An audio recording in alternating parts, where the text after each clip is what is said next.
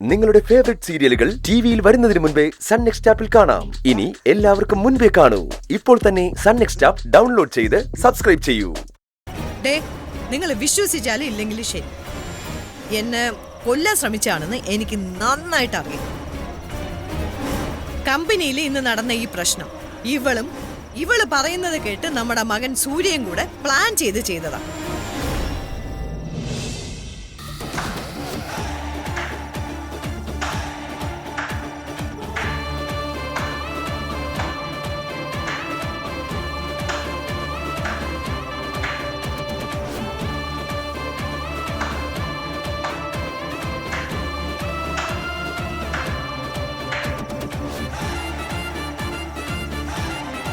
അച്ഛാ, ഹോസ്പിറ്റലിൽ നിന്ന് തിരിച്ചു വന്നിട്ട് ഇങ്ങനെ ഒരു മൈതാന പ്രസംഗം ഉണ്ടെങ്കിൽ അത് എന്നെ ഒന്ന് നേരത്തെ അറിയിക്കണ്ടേ അച്ഛാ?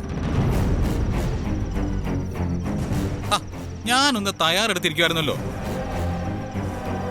നിന്റെ തയ്യാറെടുപ്പുകളെ കുറിച്ച് ഇനി നീ വിശദീകരിക്കണ്ട. കമ്പനിയിലെ പുതിയ മെഷീനുകളുടെ പൂജ തീരുമാനിച്ച അന്നു മുതൽ നീ കരുതി കൂട്ടിയിരിക്കായിരുന്നു എനിക്ക് കെണിയൊരുക്കാൻ.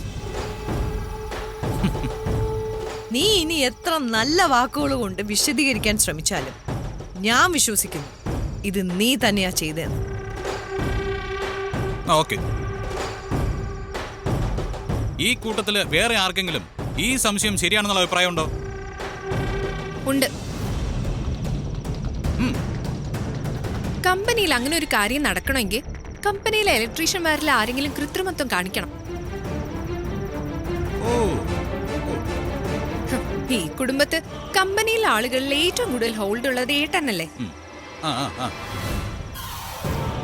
ഏട്ടൻ പറയുന്നതൊക്കെ അവരനുസരിക്കുമല്ലോ.